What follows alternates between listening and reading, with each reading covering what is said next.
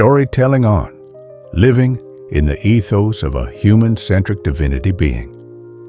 The following story presents potential counter-arguments to the philosophy of the human-centric divinity being, HCDB, exploring perspectives that question its feasibility, the nature of divinity, and the potential pitfalls of a purely earthbound mission. Professor Anya Sharma finished reading the latest manifesto by philosopher Prince Israel Zaar aloud to her graduate seminar. The text crackled with an almost zealous intensity, a passionate plea for immediate, human-focused action as the only proof of divinity. A heavy silence fell over the room. Anya waited, watching her students process the demanding, high-minded language. Finally, a hand went up in the back row. It belonged to Ben Carter, a pragmatic philosophy student with a cynical streak a mile wide. "It sounds noble, Professor," Ben began, his voice a low rumble. "But isn't this just repackaging old secular humanism in flowery, pseudo-spiritual wrapping paper?" Anya raised an eyebrow. "Go on, Ben. You're questioning the premise." "Exactly," Ben continued. "The text demands that thy divinity is meaningless without improving the human breeding earth, HBE. It places the entire burden of proving divinity onto human achievement, positive transformational human improvement, positive AI algorithms, positive governance. My counter-argument is simple. What if the human condition is inherently flawed, perpetually messy, and ultimately incapable of sustained, positive transformational improvement?" He leaned forward, engaging the class. "Prince Zaar speaks of human inner natural resource and positive human intellect as infinite fonts of pure good. But history suggests otherwise. We are driven by self-interest, fear, and tribalism just as much as we are by compassion.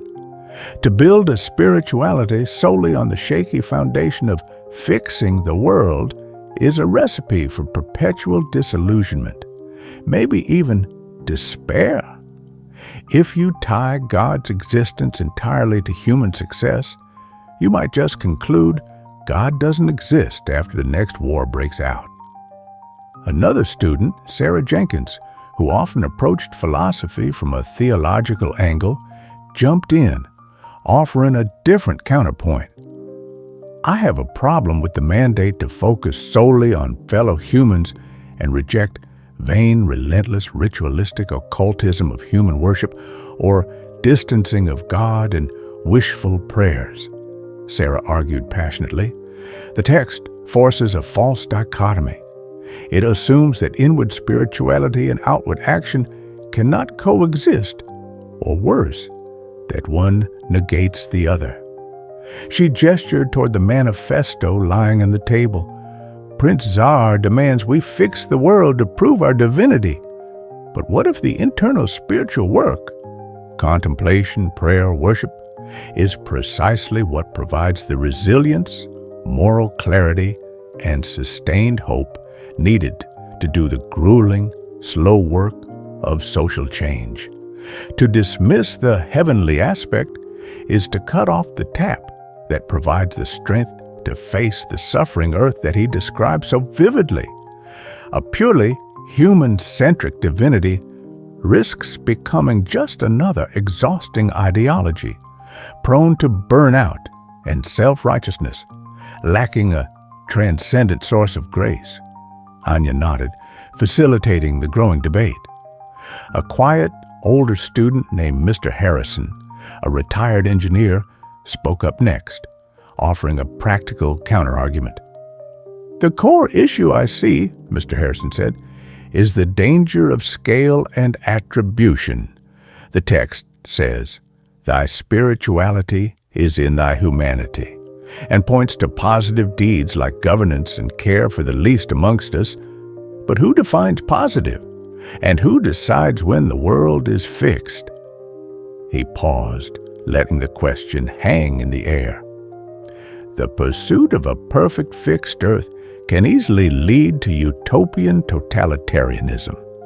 When you are convinced that your specific positive AI algorithms or your positive leadership is the sole path to divinity, you stop listening to others. You start justifying any means to achieve that positive outcome. The very act of attempting to unilaterally fix humanity often leads to the worst kinds of suffering, the very thing the philosopher is trying to prevent.